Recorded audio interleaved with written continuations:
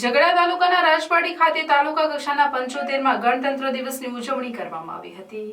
ગણતંત્ર દિવસ નિમિત્તે ડીપી શાહ વિદ્યા મંદિર શાળામાં ઝઘડા મામલતદારના હસ્તે ધ્વજવંદન કરાવવામાં આવ્યું હતું। ભરૂચ જિલ્લાના ઝઘડા તાલુકાના રાજપાડી ડીપી શાહ વિદ્યા મંદિર ખાતે તાલુકા કક્ષાનો પ્રજાસત્તાક દિનની ઉજવણી કરવામાં આવી, જેમાં વિવિધ સાંસ્કૃતિક કાર્યક્રમ યોજાયા હતા। આ પર્વ નિમિત્તે ઝઘડા તાલુકા મામલતદારના હસ્તે ધ્વજવંદન કરવામાં આવ્યું હતું।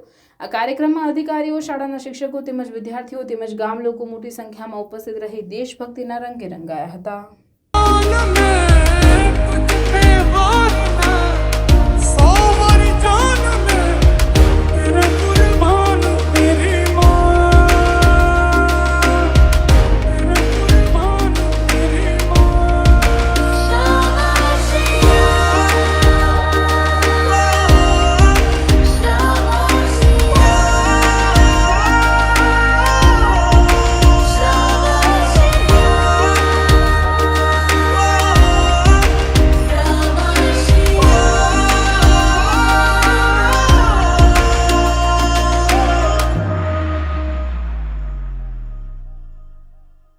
ઓગસ્ટ 1947 રોજ ભારતના બંધારણની રચના માટે ડૉક્ટર બાબા સાહેબ આંબેડકરના નેતૃત્વ હેઠળ એક મુસદ્દા સમિતિનું ગઠન કરવામાં આવ્યું।